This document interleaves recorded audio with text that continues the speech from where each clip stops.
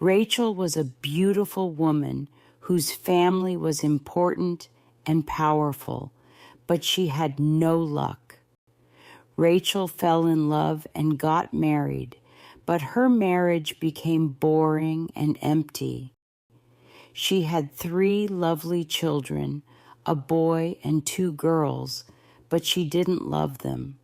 Rachel pretended that she loved them, but she knew that she did not.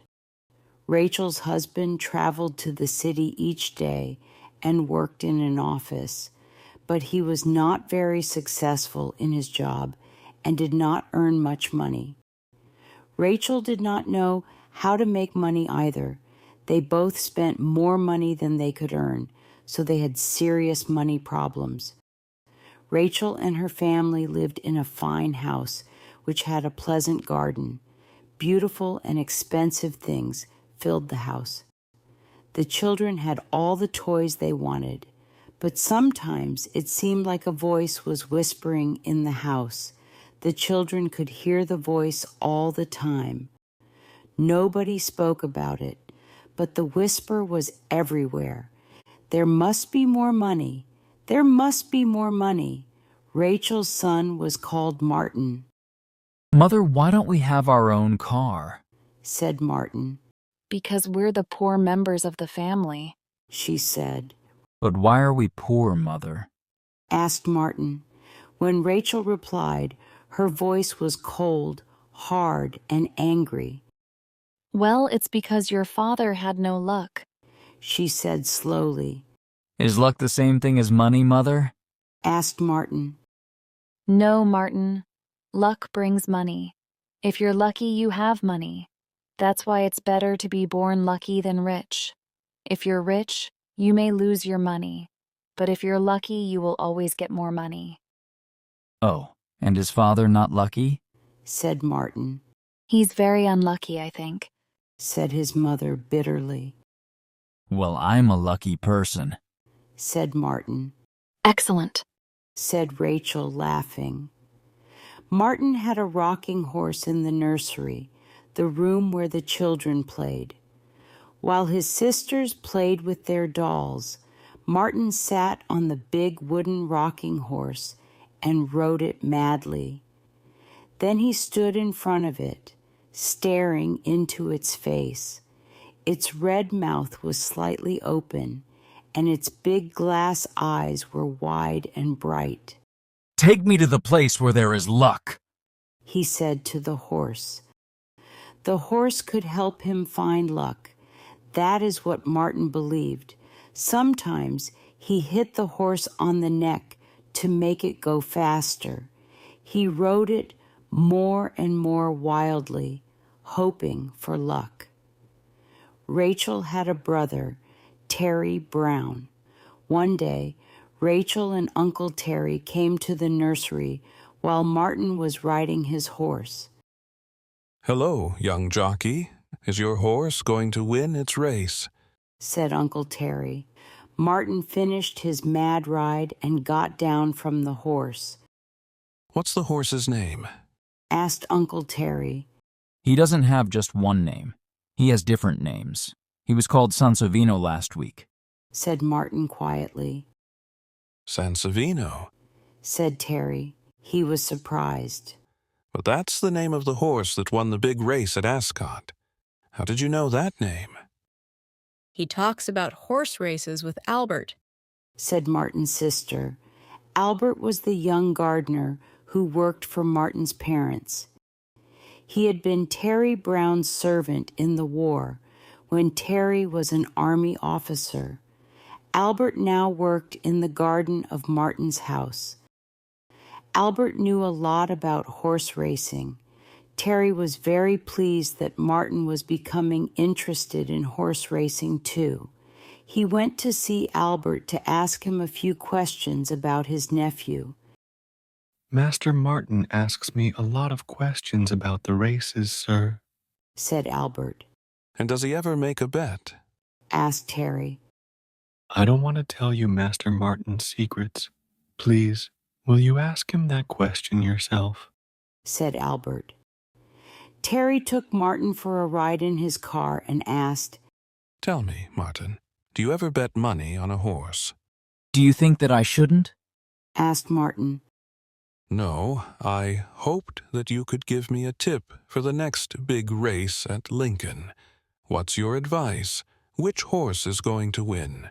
Said his uncle. It's going to be Daffodil. Said Martin. Daffodil had not run in many races and had not been successful. No one expected Daffodil to win the race. Daffodil? Are you sure? What about Arizona? Asked Terry. I only know the winner.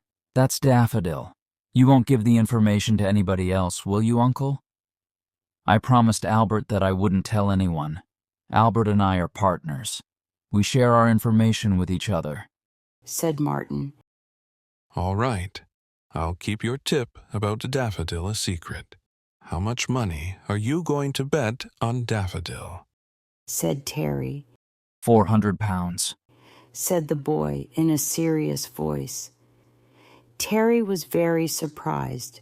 400 pounds was a huge amount of money. He laughed and asked, Where is your 400 pounds? Albert keeps it safely for me. The boy replied. And how much is Albert betting on Daffodil? Perhaps 150 pounds. Said Martin. Terry was silent. He was very surprised, but he was also very interested. He decided to take Martin to the race course where Daffodil was racing. It was Martin's first visit to a race meeting, and his green eyes shone with excitement. Daffodil won his race. I have 1,400 pounds now. Uncle, if you want to be a partner with Albert and me, we could all be partners. But you must make a promise. You must never give the information about the winning horses to anybody else. Said Martin. The next afternoon, Terry took Albert and Martin to a park, and they talked. If I'm sure about the winner, we're successful. But sometimes I'm not sure. Then we lose. Said Martin. But when are you sure? Asked Uncle Terry. Albert said slowly in a soft, quiet voice. It's Master Martin, sir. Perhaps heaven tells him. He was absolutely certain that Daffodil would win. But where's the money that Martin has won? Asked Uncle Terry. I keep it safely for him. Whenever Master Martin wants the money, he can have it. Said Albert. 1,400 pounds. Said Terry, shaking his head. He almost did not believe it. Yes. Said Albert. They drove home again. Terry asked to see Martin's 1,400 pounds, and Albert showed it to him. Then Terry decided to become a partner too. Sometimes I'm absolutely sure which horse will win.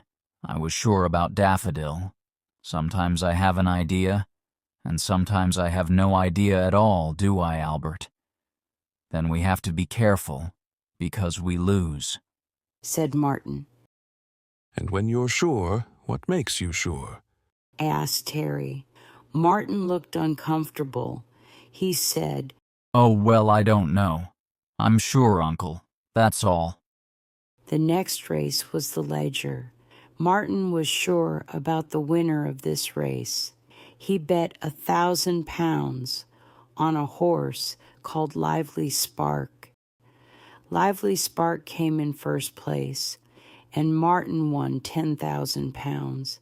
Terry Brown won 2,000 pounds. You see, I was absolutely sure that Lively Spark would win. Said Martin. I don't understand how you're guessing correctly. What are you going to do with your money? Asked Terry. I wanted to get money for Mother. She said that she had no luck because Father is unlucky. I want to be lucky. Then I can stop the whispers in our house. Replied Martin. Whispers in the house. What do you mean? Repeated Terry in surprise. Oh, I don't know. but the house never has enough money. And so it's always whispering. I want to stop the whispers, but I don't want Mother to know about my luck. She wouldn't let me bet on the horses. Very well, Martin. We won't tell her, said Terry. Martin and his uncle made a plan. Martin gave 5,000 pounds to Terry, and Terry gave the money to a lawyer. The lawyer was going to tell Rachel about a relative she had never met. Rachel was going to get 5,000 pounds because the relative had died.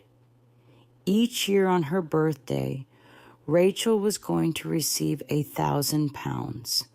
So my sister will have a birthday present of 1,000 pounds for the next 5 years, said Terry. Martin's mother had her birthday in December. By that time, the whispers in the house had become very loud. Martin was worried. Rachel opened her letters at breakfast on her birthday. Martin watched his mother's face carefully as she read the lawyer's letter, but she did not smile. Her face became hard and cold. Did you have any presents for your birthday? Asked Martin. Not really, said his mother. Then she went to the city. In the afternoon, Terry came to the house. He told Martin that his mother had been to see the lawyer. She had many large debts and owed a lot of money to too many people, so 1,000 pounds was not enough for her. She wanted to have the whole amount. She wanted the 5,000 pounds immediately. Oh, let her have all the money now. We can win some more money. We'll get a lot of money if I choose the winners of the Grand National, or the Lincoln, or the Derby. I'm sure to know the winner for one of these races, said Martin. So Rachel got the whole 5,000 pounds. She spent a lot of money on new furniture and expensive things for the house. She told Martin that he would go to an expensive school in the summer. Then something very strange happened. The voices in the house suddenly changed. Before, they had only whispered, but now they began to shout, "There must be more money! There must be more money!" Martin was frightened. He spent a lot of time with Albert. The day of the Grand National race arrived, but Martin was not sure about the name of the winner.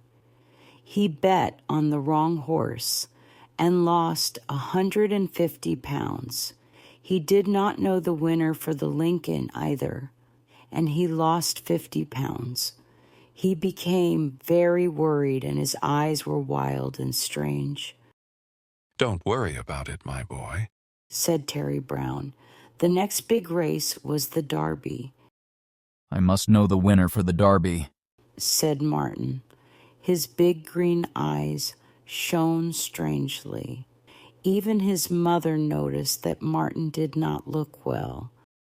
Perhaps you need a holiday. Would you like to go to the seaside? You'll feel better near the sea. The sun and fresh air will help you, she said. Mother, I can't go away before the Derby, said Martin. You care too much about these horse races. It's not good for you, Rachel said. Please don't send me away until after the Derby. Don't send me away from this house, said Martin. Do you love this house so much? Asked Rachel in surprise. I didn't know that. Very well. You can stay here until after the Derby. There was a secret reason why Martin wanted to stay in the house.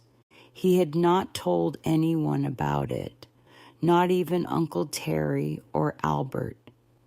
His secret was his wooden rocking horse, which did not have a name. He asked for the horse to be moved to his bedroom. But aren't you too big for a rocking horse? asked Rachel. Well, I can't have a real horse of my own, and the rocking horse is a good friend to me, Martin said. The time for the derby was getting near. Martin behaved more and more strangely. He became very thin, and his eyes were wild. His mother was worried about him. 2 nights before the derby, Martin's mother and father were at a big party. Suddenly, his mother felt worried about Martin. She telephoned the house and spoke to the children's governess. Is Master Martin all right? Asked Rachel, Oh, yes, he's fine. said the governess in surprise. Martin's parents got home at about 1 o'clock. The house was very quiet. Rachel went upstairs to her son's room. She stood outside Martin's bedroom door, listening. A strange noise was coming from inside the room. Rachel's heart almost stopped. What was that noise? The strange, mad sound went on and on. Rachel had heard the sound before, but she did not know what it was. Feeling very afraid, Rachel slowly and carefully turned the handle of the door. The bedroom was dark, but near the window, she saw something moving wildly. She turned on the light and stared in fear and surprise. Her son Martin was wearing his pajamas and riding on the wooden horse. Martin, what are you doing? She cried. It's Malabar! The boy screamed in a loud, strange voice. It's Malabar! He stared at his mother, his eyes shining with a strange fire. Then he stopped the horse and fell down onto the floor. Rachel ran to Martin, picked him up, and took him to his bed. His body was hot and he was very weak. He talked all the time in a wild, mad way. Malabar! It's Malabar! Albert? Albert, I know. It's Malabar! He shouted. Who or what is Malabar?